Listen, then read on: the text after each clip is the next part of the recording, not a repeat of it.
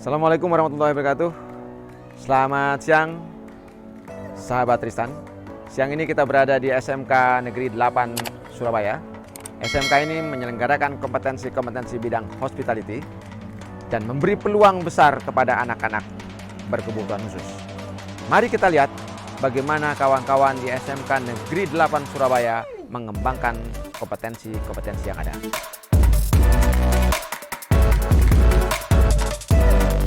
Selamat datang Pak di SMK Negeri 8 Surabaya.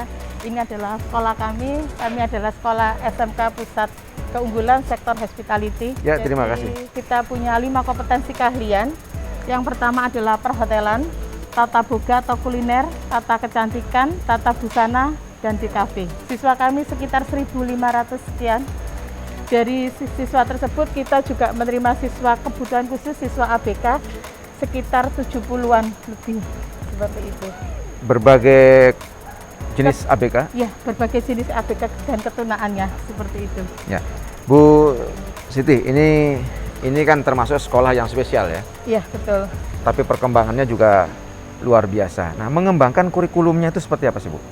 Jadi untuk siswa ABK kita punya kurikulum sendiri. Jadi mereka tidak bisa kita samakan untuk tingkat pencapaiannya. Untuk levelnya kita turunkan.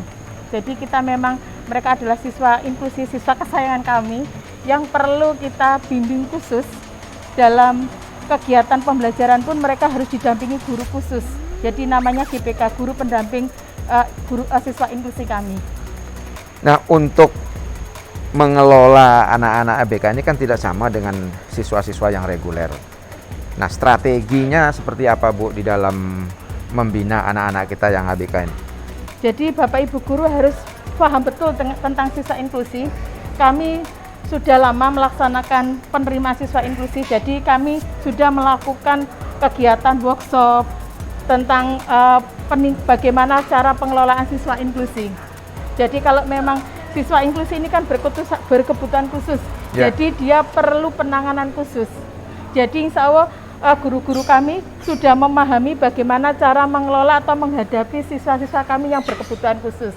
Karena tidak sama kita memperlakukan dengan siswa reguler atau siswa normal, seperti itu Bapak. Dari 70 anak ini, sebagian besarnya di kompetensi apa, Bu? Merata Bapak, jadi 2 tahun terakhir ini semua jurusan harus menerima siswa berkebutuhan khusus. Yang paling banyak adalah siswa tata boga, karena rombel kami 5 kelas per tingkat, jadi total 15 kelas. Terkait dengan pengembangan kerjasamanya, Bu, ini kan bagaimana nanti kita mengelola kerjasama dengan industri. Ya, untuk betul. Kepentingan misalnya magang anak-anak kita dan mungkin untuk kepentingan rekrutmen lulusan. Ini seperti apa, Bu? Dilakukan kerjasama itu? Ya, kita kerjasama dengan beberapa industri. Anak-anak yang layak kita keluarkan ke sekolah akan kita letakkan di Iduka yang sudah ada MUU, Pak.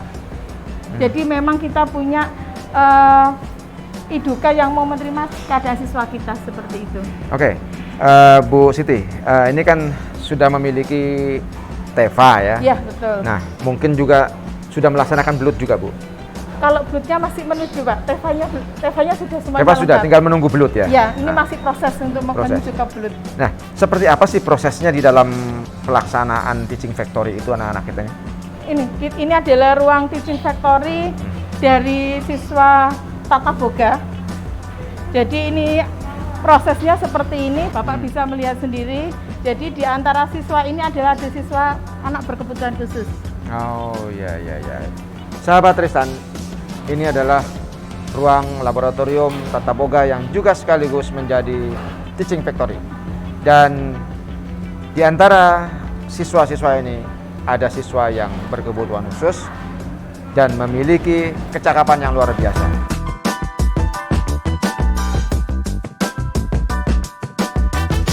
Oke, Bu Siti, di ruangan ini kan pasti ekstra ya? Iya, Di betul. dalam baik pengelolaan maupun proses pembelajarannya.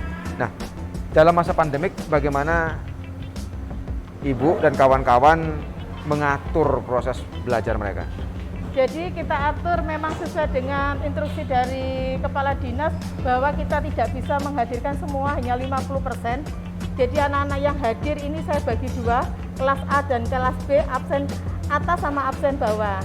Mereka datang Senin sekolah, Selasa belajar di rumah, PJJ, pelajaran jarak jauh. Nanti dia Rabu akan hadir dan seterusnya seperti itu. Nanti dibalik minggu depannya siswa yang datang hari Senin, dia datang hari Selasa. Jadi kalau 2 minggu dia akan mengalami pembelajaran Senin sampai Jumat, seperti itu pengaturannya. Oh gitu. Ya. Ini artinya ada sistem blok ya Bu ya? Iya, sistem blok. Sistem blok. Bu Puji, sebagian besar anak-anak kita yang ABK ini ketunaannya di sini apa Bu? Di sini ada autis, ada slow learner, terus ada yang tunarungu. Sekarang yang praktek di Boga itu ada yang slow learner sama tunarungu. Slow learner, Tunarungu. tunarungu, autis. Nah, khusus untuk yang autis Bu, bagaimana Ibu menangani pembinaannya? Untuk yang autis kita sama dengan yang lainnya, tidak ada perbedaan, tetapi untuk menangannya kita sesuai dengan kemampuan bakat dan minat siswa tersebut. Awalnya kita asesmen di mana kemampuan siswa tersebut juga kita arahkan sesuai dengan bakat. Ini kan Dia bakat membuat roti, kita arahkan. ya, kita tahu anak-anak seperti ini kan kadang memiliki emosi yang turun naik ya. Nah, apakah di dalam proses pembelajaran itu seperti dahulu gitu ada helper dan sebagainya? Pada saat dia mengalami seperti itu, kita tarik di ruang guru kita, setelah dia tenang kembali kita kembalikan ke kelas untuk pembelajaran. Oh. Kita selalu berkomunikasi dengan orang tua seberapa anak ini perkembangannya dan sesuai. Ya. Jadi kalau mereka sudah tidak bisa tertangani lagi, nggak bisa terkontrol, akan kita tarik ke ruang sumber. Jadi ruang sumber ini penenangan Pak, jadi tergantung permasalahannya. Karena kita punya psikolog, jadi bisa bagaimana untuk penanganannya. Kalau sudah tenang, kita kembalikan di kelas. Oke, artinya Dan dia ya. senang, kita tarik dia senangnya apa? Menggambar. Kita kasih dia krayon, dia menggambar. Dia senang menyulam, kita kasih sulam untuk diberikan ke dia senang make up. Kita kasih alat untuk make up. Oke, jadi di treatment secara psikologis ya, ketika mereka turun naik, kemudian ditarik ke ruang khusus, dikembalikan kepada hobinya. Oke, kawan-kawan, ini adalah satu strategi yang luar biasa di dalam menangani anak-anak ABK, khususnya di Boga atau kompetensi Boga. Dukung terus pengembangan SMK Negeri 8 Surabaya dan SMK-SMK yang ada di seluruh Indonesia, dan mari kita buka kesempatan yang sama untuk mendidik anak-anak bangsa secara merata dan adil. Kita lihat kompetensi yang lain.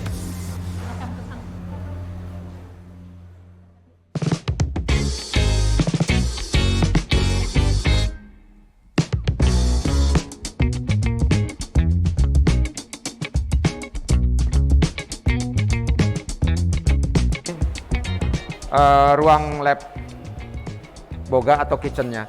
Bu Siti,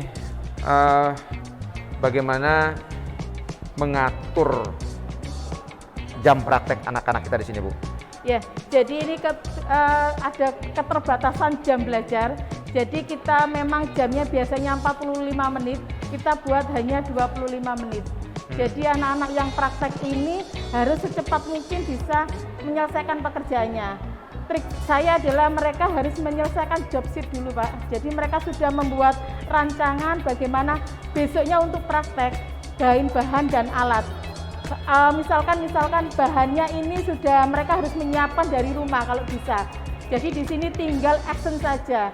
Kalau kita prepare-nya mulai dari sekolah, insya Allah tidak nututi. Makanan yang tersebut nggak akan selesai masak hidangan seperti itu. Nah, ini secara umum kalau kita lihat secara prosesnya Bu ya. Iya. Apakah pengembangan kurikulum yang dilakukan oleh SMK ini mengundang industri atau kita yang aktif datang ke sana? Oh, alhamdulillah Pak. Jadi materi pembelajaran kita ini sebelum materi diberikan ke anak-anak kita sinkronkan dulu. Adanya sinkronisasi kurikulum. Setelah sinkronisasi kurikulum kita sesuaikan dengan kebutuhan industri. Setelah itu kita mengundang dari beberapa IDUKA yang sudah menjadi MUU dengan kita. Ya. Jadi anak-anak ini juga selain diajar gurunya masing-masing juga diajar oleh Iduka atau dunia usaha dan dunia industri seperti itu. Ya, kalau kita bicara hambatan Bu ya, hambatan terbesar apa yang Ibu hadapi dalam mengembangkan SMK Negeri 8? Mengingat SMK ini sebagian besar kalau kita katakan ya, anak-anak inklusi itu masuk ke sini. Kalau hambatan alhamdulillah bisa kita selesaikan Pak ya.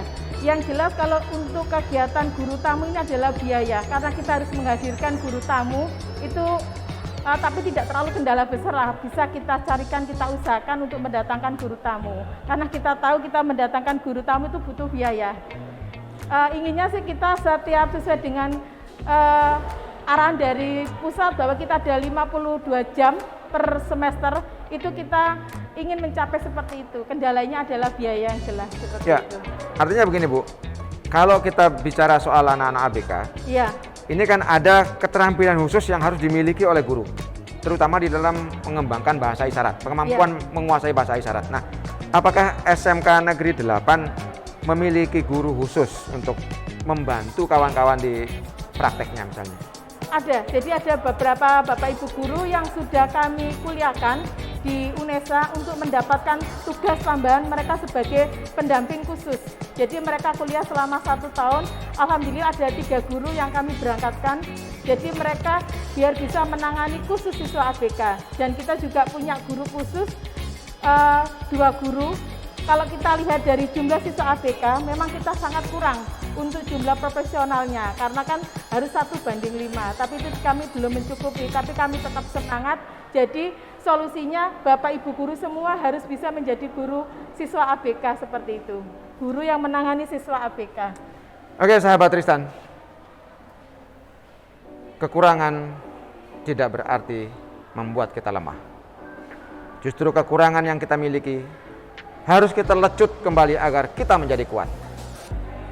SMK Negeri 8 Surabaya memberikan kita contoh bagaimana mengkonversi kelemahan-kelemahan kita menjadi satu kelebihan. Mari dukung terus SMK Negeri 8 Surabaya. Dan kami mengundang kawan-kawan dunia usaha, dunia industri, mari datang ke SMK Negeri 8 Surabaya, kita kembangkan potensi yang ada di sini. Karena sejatinya SMK memiliki potensi yang tersimpan dan kaya. Mari kita bangun SMK-SMK yang ada di seluruh Indonesia.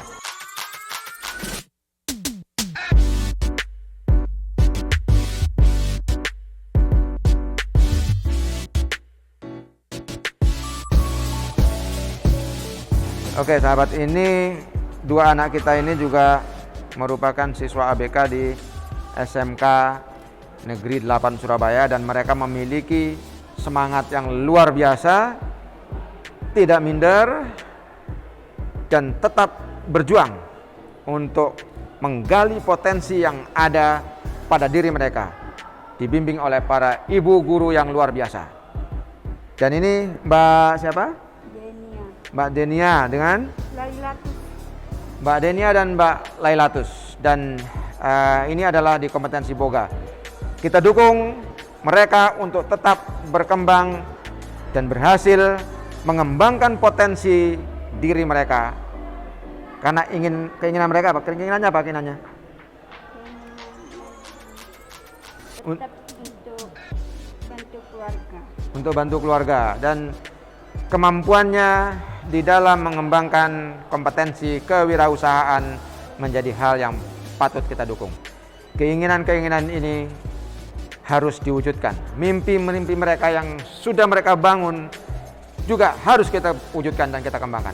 Mari dukung terus pengembangan SMK di seluruh Indonesia.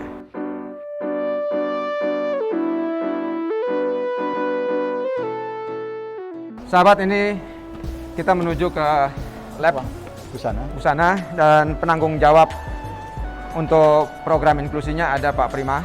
Pak Prima, apa rencana Pak Prima ke depan terkait dengan pengembangan program inklusi di SMK Negeri 8? Ya, yang paling utama adalah prioritas utama adalah pembelian life skill kepada anak-anak agar anak-anak memberikan keterampilan hidup yang paling sederhana dan mereka siap untuk bermasyarakat dan siap untuk mengikuti perkembangan industri yang paling sederhana. Karena memang anak berkebutuhan khusus di sini kebanyakan di SMK 8 itu adalah tunagrahita dan sebagian adalah tunarungu wicara. Memang sengaja kami tadi di tunarungu wicara tidak membiasakan bahasa isyarat. Karena apa? Bahasa isyarat tidak terpakai di masyarakat. Kita biasakan anak-anak itu berinteraksi langsung. Oke, kita dukung terus program inklusi yang dilakukan oleh SMK Negeri 8.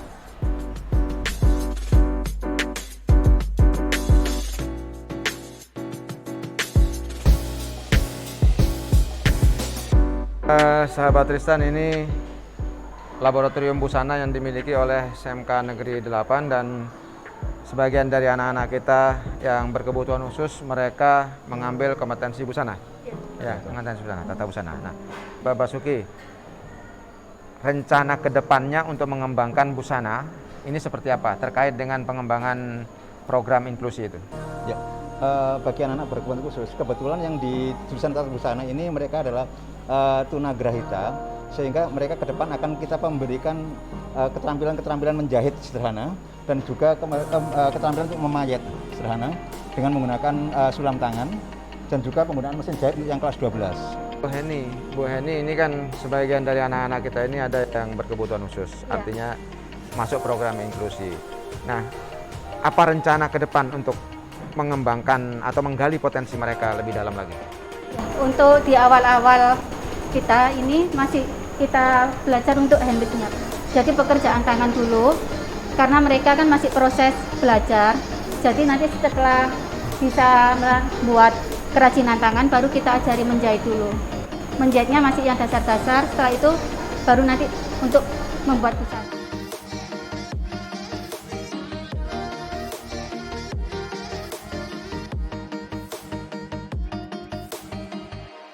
Model pembelajarannya kita ini kan setiap siswa yang berkebutuhan khusus memiliki tingkat yang berbeda-beda. Jadi ada yang masih di bawah rata-rata, jadi mereka tidak bisa menangkap sama sekali. Jadi itu kita ajari yang mudah-mudah. Tapi kalau ada yang sudah bisa mengerjakan dengan mesin, itu kita ajari. Jadi kita bedakan satu kelas ini, di sini ada 5 siswa berkebutuhan khusus. Itu sistemnya mereka juga berbeda-beda. Mungkin yang 2 anak kita kelompokkan untuk menjahit dengan tangan. Ada yang bisa menjahit dengan mesin, juga kita ajari tingkat yang lebih tinggi. Oke sahabat, anak-anak berkebutuhan khusus memiliki kemampuan yang berbeda. Nah, membina anak-anak ini di SMK haruslah tahu bagaimana karakter masing-masing siswa. Nah, oleh karena itu ini yang dilakukan oleh SMK Negeri 8 Surabaya, memberikan pembinaan berdasarkan kemampuan dan tingkat intelijensi yang dimiliki oleh masing-masing siswa. Mari dukung terus pengembangan SMK di seluruh Indonesia.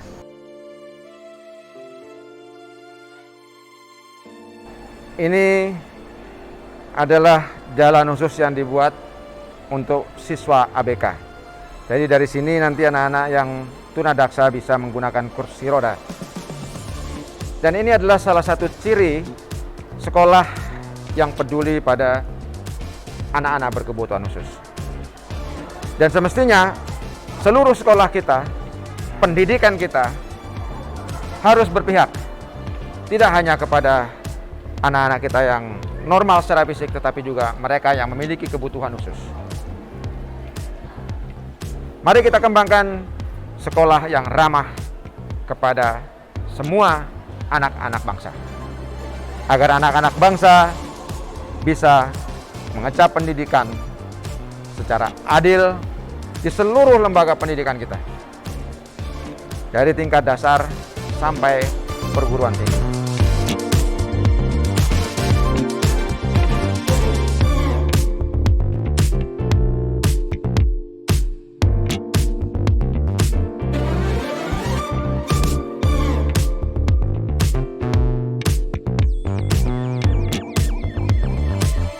Sahabat Tristan, ini adalah ruang Teva busana yang dimiliki oleh SMK Negeri 8 Surabaya, dan ini dikelola oleh siswa Dan kebetulan ada customernya juga teman-teman mereka sendiri. Ya, seperti mereka menjahit baju di sini, memperbaiki baju-baju seragam mereka di sini ya. Dan ini kita lihat proses mereka melayani teman-temannya ya. Coba kita tanya, Mbak Talita, ini mengelola Teva ini berapa lama atau kalian itu mengelola secara bergantian tuh? Gantian sih, ada jadwalnya. Oh, ada jadwalnya. Apa yang biasanya dilakukan? Nerima pesanan sih. Sana. Ya. Dari teman-teman kalian sendiri. Iya. Prosesnya seperti apa? Ya nanti mereka datang, habis itu diukur, baru pembuatan pola, terus pengerjaan bajunya. Khusus untuk seragam atau boleh dengan baju bebas juga yang mereka Sementara jahit? ini seragam. Khusus seragam aja. Iya, Bapak Ibu guru biasanya juga memesan seragam. Bapak Ibu guru juga sini. Iya. Mereka bayar juga ya? Iya. Tarifnya normal ya, atau tarifnya tarif ibu bapak guru. Oke, ini prosesnya cukup menarik ya, dan ini sudah berhasil, sudah berjalan dengan baik. Mari kita dukung terus anak-anak kita berkiprah dan belajar berwirausaha. Ya, sahabat, ini adalah hasil produksi anak-anak multimedia ya. Materialnya cukup sederhana dan mereka bangun di sini, mereka bikin di sini di alat itu. Dan mana peralatannya ini ya. Bahannya dari ini bahannya, dan kemudian dimasukkan dalam cetakan dan berhasil seperti ini. Ini adalah lambang Kota Surabaya. Ini fungsinya untuk apa ini? Tempat bolpen. Jadi ini begini ya. Ini tempat bolpen ya. Ada juga kap lampu ya. Oke, mudah-mudahan SMK ini menjadi SMK percontohan untuk pengembangan berbagai program di seluruh Indonesia.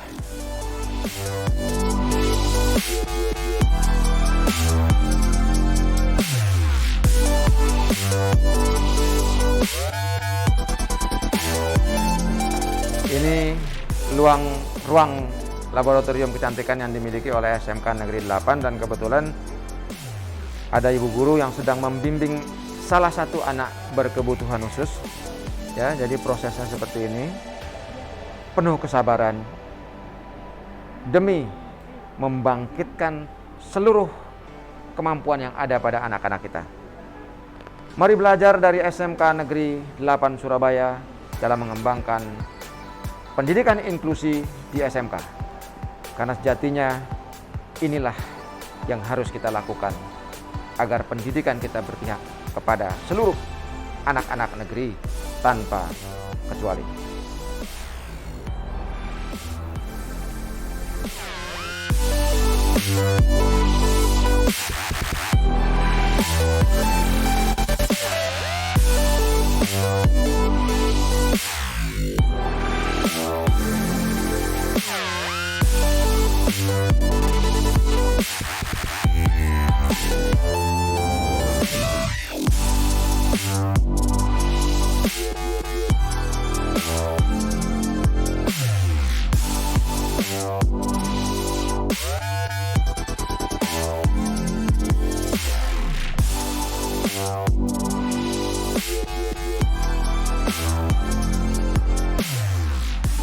Anak-anak kita atau siswa kita yang sedang mengalami turun naik emosinya atau moodnya kurang baik, dari kelasnya kemudian ditarik di kelas PULAUT, dan mereka diberikan treatment sesuai dengan hobi yang biasa mereka lakukan di rumah, dan ini membuat mereka menjadi nyaman. Setelah itu mereka dikembalikan lagi ke kelas sesuai dengan kompetensinya.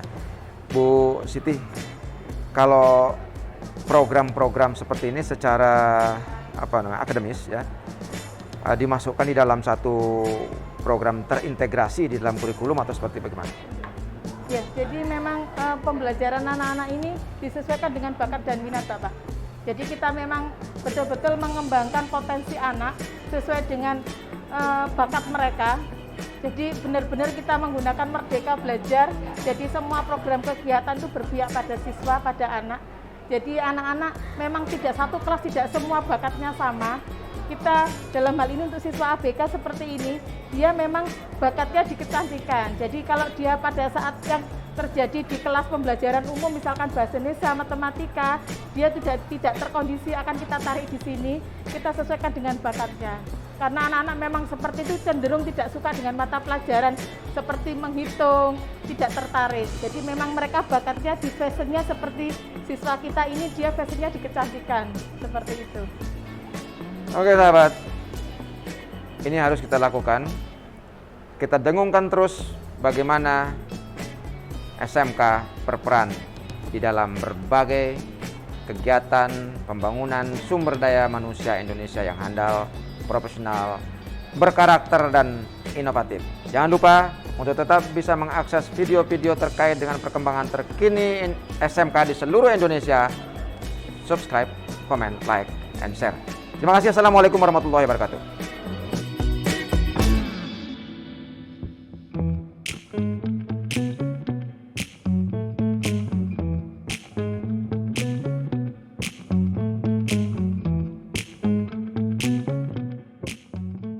Indonesia Maju bersama SMK.